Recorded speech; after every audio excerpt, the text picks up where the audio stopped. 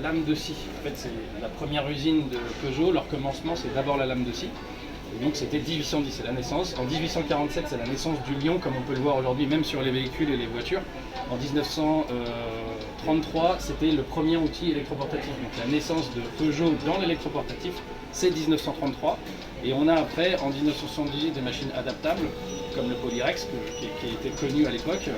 Et on a du coup, en 2019, créé la gamme Peugeot Outillage, qui est née finalement il y a à peine 2 ans. Par Peugeot et dessinée par Peugeot Automobile.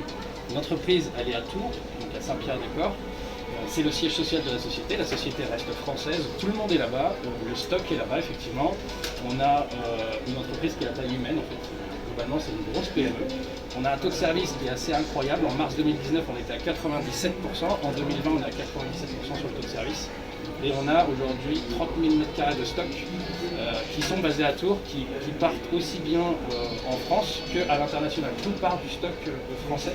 C'est ce qui fait que pendant la période du Covid, on a pu assurer un taux de service important.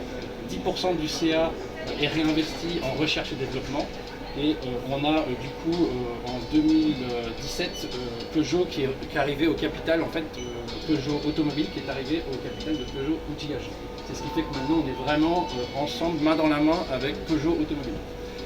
On a un service logistique là-bas, le service après-vente est bien à Tours, donc tout est géré là-bas, directement sur place.